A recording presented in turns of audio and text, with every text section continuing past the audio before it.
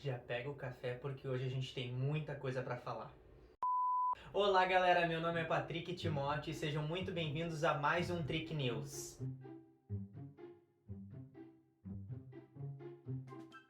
E hoje nós vamos falar sobre os últimos lançamentos de trailers do Super Bowl, a demissão da atriz Gina Carano de The Mandalorian e toda a repercussão, e vamos falar sobre esse último episódio de WandaVision, porque, gente, essa série só tá sendo cada vez melhor.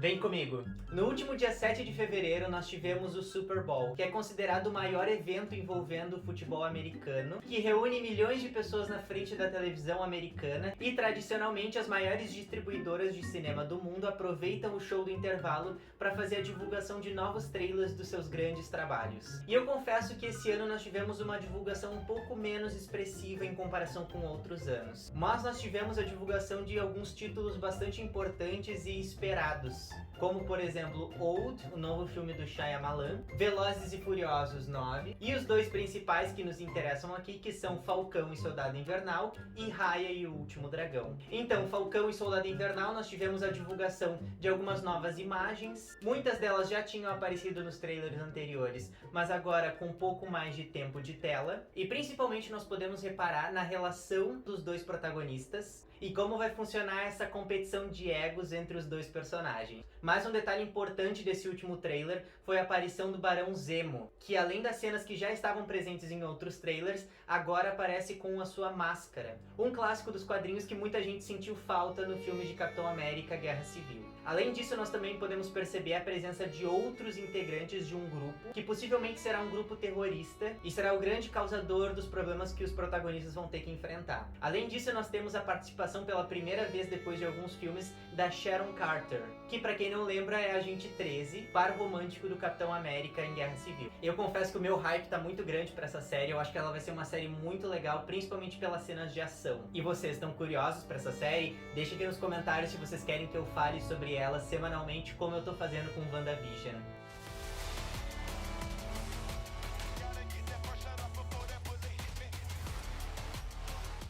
E passando agora pra Raya e o Último Dragão, na semana passada eu fiz um vídeo falando sobre o último trailer, que tá aqui no card, vocês podem ver, e que eu dizia algumas possibilidades de como seria o desenrolar dessa trama. Pois então, nesse trailer a gente descobre. Não que o trailer entregue muita coisa, mas nós descobrimos então finalmente que a Raya cresceu na busca desse último dragão. Porque primeiramente nós vemos a Raya e o Tuk-Tuk indo atrás da joia, e justamente nesse momento a Raya fala sobre os 6 anos que ela tá buscando essa joia, e ela abre um mapa. E nesse mapa nós podemos ver a imagem de Kumandra, que é atravessada por um rio, formando um dragão. E cada uma das tribos pertencentes ao reino de Kumandra representa uma parte do dragão. E com isso nós percebemos que a Raya estava nessa busca, porque quando ela era pequena, aquele mal que nós já vimos em outros trailers, que é representado por uma sombra roxa, foi despertado e atacou muito dos moradores de Kumandra, incluindo o próprio pai da Raya. Então desde esse incidente, a Raya tenta buscar a joia para encontrar o dragão e restaurar a paz em Kumandra. Nesse trailer então é possível perceber que realmente a Raya vai buscar as partes da joia, porque em um determinado momento do trailer nós vemos que a joia quebrou, e talvez tenha sido essa quebra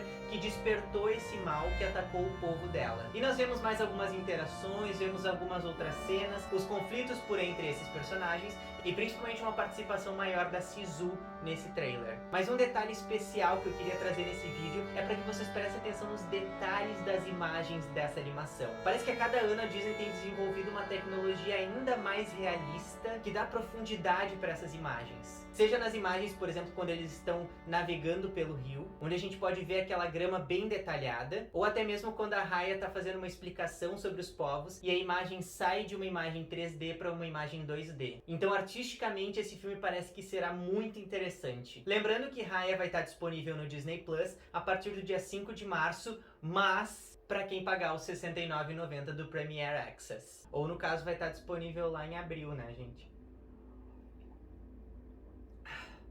Mas e aí, quem tá ansioso pro filme de Raya e o Último Dragão? Eu tô e em abril vai sair vídeo sobre ela. Mas agora então passando para a notícia da demissão da atriz Gina Carano, que interpretou a personagem Cara Dune em The Mandalorian. No último dia 11 de fevereiro, a Lucasfilm divulgou uma nota dizendo que Gina Carano não fará mais parte de nenhuma produção futura do estúdio. E essa notícia vem depois de algumas postagens que a atriz fez em rede social, fazendo uma comparação entre a atual divisão política dos Estados Unidos e a perseguição dos judeus pelos alemães nazistas. Em comunicado, a Lucasfilm afirma que a atriz não estava envolvida em nenhuma produção atual e não estará mais envolvida em nenhuma produção futura do estúdio. E diz ainda que suas postagens nas redes sociais diminuindo as pessoas com base em suas identidades culturais e religiosas são abomináveis e inaceitáveis. Além de uma participação importante nas 2 primeiras temporadas de The Mandalorian, a personagem Cara Dune estava sendo cotada para ser a líder dos Rangers of the New Republic, a nova série do Disney Plus que daria foco para os combatentes da Nova República. Além, é claro, da possível volta da personagem em uma 3ª temporada de The Mandalorian. A Lucasfilm ainda não se pronunciou em relação às novas produções envolvendo a personagem, mas fiquem ligados porque assim que sair alguma notícia eu venho falar aqui sobre Mandalorian e as novas séries envolvendo a franquia. E agora, senhoras e senhores, o que falar deste último episódio, o 6º episódio de WandaVision? Lembrando que a partir de agora nós teremos spoilers da série. Faz um favor, vai assistir porque é muito bom. Sessão suspensa por hoje. O senhor é encantador. Mas então, no episódio 5 nós descobrimos que o Pietro volta, não se sabe de onde, não se sabe como, mas ele volta à vida e aparece no último segundo do episódio 5. Detalhe, não o Pietro dos Vingadores, mas o Pietro dos X-Men. E nesse episódio 6, então, nós podemos ver um pouco mais o desenvolvimento desse personagem. E então, ao falar desse personagem, muitas teorias começaram a surgir sobre quem realmente é esse personagem. Eu sou um defensor de que ele é o Pietro dos X-Men e que nós estamos sendo introduzidos ao multiverso e que os X-Men estão chegando. Pathetic. Poor unfortunate soul.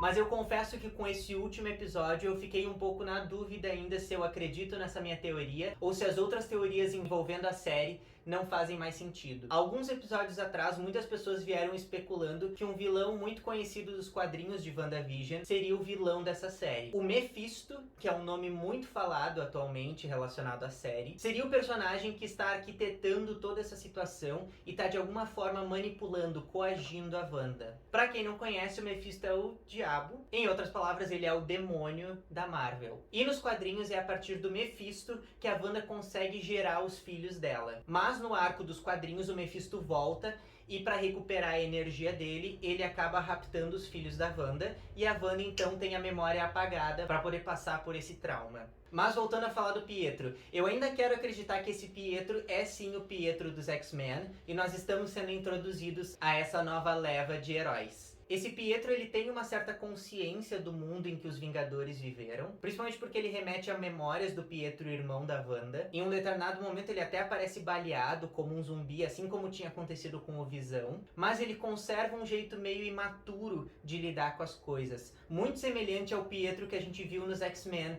que era um Pietro muito mais crianção, muito menos preocupado com as responsabilidades que ele tinha. E não podemos esquecer que essa série é uma série que justamente tem puxado muito o tapete de todo mundo. Inclusive fica a recomendação desse vídeo aqui, onde eu falo sobre o episódio 5 e como a Agnes ela tem um pouco mais de ciência do que está acontecendo. Mas nesse mesmo episódio nós vemos que em um determinado momento o próprio Herb, que é um dos vizinhos da Wanda, questiona ela se ela quer que alguma coisa mude. Muito parecido com aquela cena do episódio 5, quando a Agnes diz que a cena não estava bem feita e perguntava se a Wanda queria que ela recomeçasse. Tudo acontecendo como se a Wanda fosse uma diretora e todos esses personagens fossem atores e atrizes participando da série. Então esse detalhezinho me faz acreditar que a Agnes não tá tão ciente do que tá acontecendo. Fora isso, em um outro momento desse episódio, nós vemos a Agnes com o carro parado, mas ela tá num momento que ela não tá raciocinando. Então o Visão faz como ele fez com aquele colega de trabalho e abre a mente dela, tira ela do controle da mente da Wanda, e então ela reconhece o Visão e pergunta se ela tá morta. Porque sim, o Visão está morto. Ou seja, ela é mais uma dessas pessoas que tá sendo controlada pela Wanda. O que intriga mesmo é por que o carro dela tava voltado pra fora do domo. Será que a Agnes teve um momento de raciocínio e tava tentando tentando fugir daquele lugar, porque no próprio discurso dela nessa cena,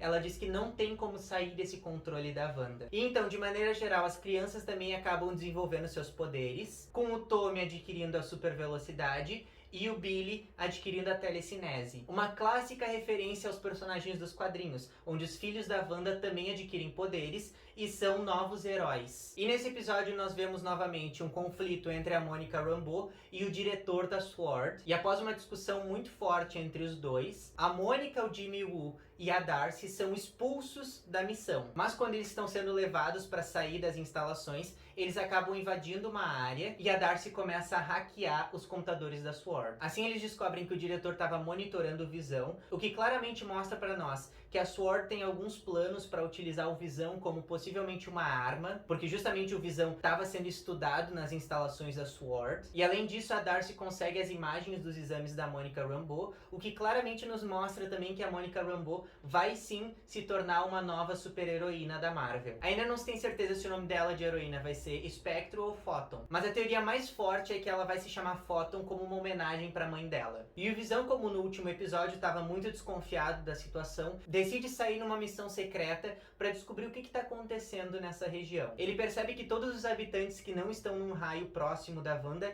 não funcionam, ou seja, eles ficam sem ações e travados até que a Wanda se aproxime para aparecer uma situação cotidiana. E enfim, numa tentativa de sair do domo criado pela Wanda, o Visão tá prestes a morrer. E aí então o Billy desperta o poder dele de telecinese e avisa a Wanda que alguma coisa de ruim tá acontecendo com o Visão. Ela então para tudo que tá acontecendo ali e decide expandir aquele domo pra botar o Visão de volta na realidade e não morrer fora dela. E esse episódio termina subitamente só com uma visão dos olhos da Wanda. Enfim, é um episódio que terminou muito subitamente. Eu acho que é um episódio que deixou muitas pontas soltas e a partir de agora a gente vai começar a entender, ou não, o que tá acontecendo na realidade. Mas enfim, gente, vocês estão gostando desses vídeos semanais sobre WandaVision? Deixa aqui nos comentários quem vocês acham que é esse contato que a Monica Rambeau tá indo atrás. Eu tenho as minhas teorias, mas vou guardar lá pro Instagram. Quem ainda não me segue lá no Instagram, porque lá eu tô produzindo conteúdo também relacionado a WandaVision,